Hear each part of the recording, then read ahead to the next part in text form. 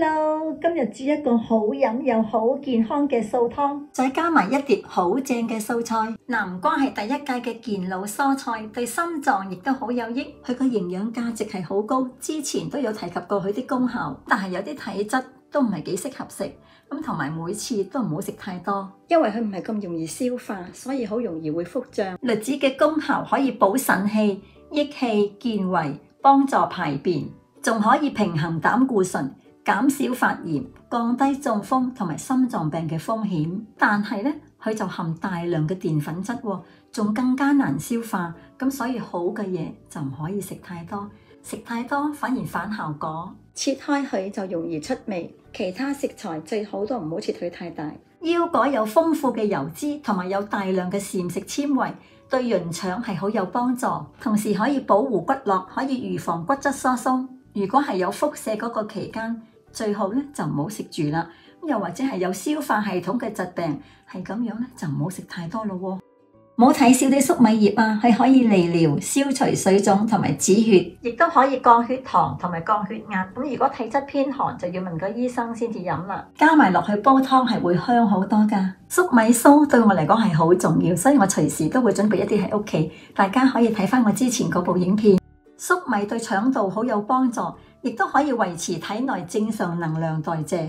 如果係減重、糖尿病、有腎病嘅朋友就唔適合食太多咯。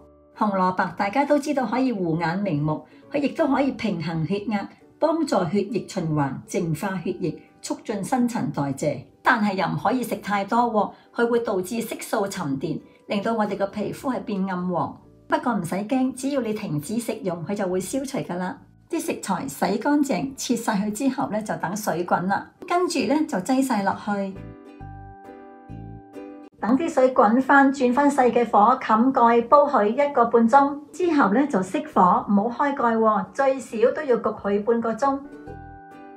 呢一個湯係好甜嘅，所以只需要俾少少鹽就已經係好好味噶啦。而家咧就嚟整個餸啦，個芋頭批完皮之後洗乾淨切片，跟住咧就攞喺個電煲度1杯水嚟蒸。咁如果喺個爐度咧就蒸起15分。跟住就要準備2份澄麵，一份咧就需要啲熱水沖落去，俾澄麵個好處咧就係有糊角個口感，而且又冇咁容易會鬆散。快手啲攪勻勻，芋頭蒸好咗，一定要趁熱扼爛佢，如果唔係佢凍咗咧就好難扼到佢好溶。溶晒之後就要俾糖、鹽、胡椒粉同埋五香粉，跟住咧就加埋頭先嗰碗熱澄麵。撈一撈之後就加埋固體椰子油落去，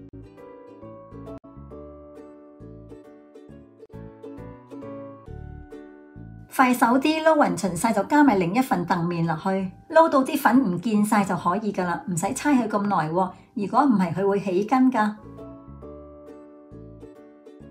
攞呢嚿糊蓉就整成一隻魚嘅形狀。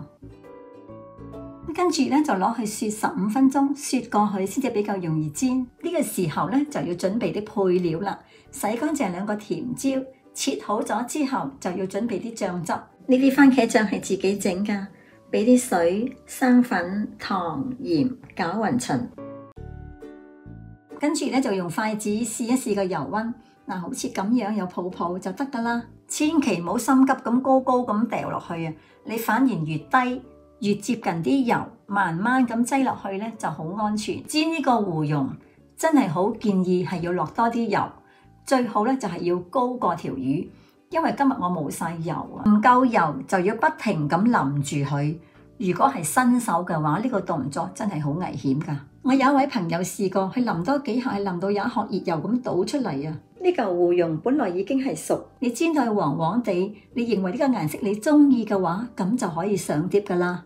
如果有個大網架咧，就同埋條魚一齊落去煎咧，係咁樣就好容易將佢攞上嚟啦。所以而家就要慢慢咁攞出嚟，就係怕佢啲熱油灒出嚟啊！而家咧就嚟打翻個芡汁，俾少少油，落晒啲甜椒落去，跟住咧就落埋啲蔥段，兜佢分零鐘到就可以落埋啲番茄汁落去，然之後再兜一兜佢，等佢滾翻啦，就落埋啲蔥落去，再兜一兜就可以上碟啦喎，淋埋啲汁上去條魚度。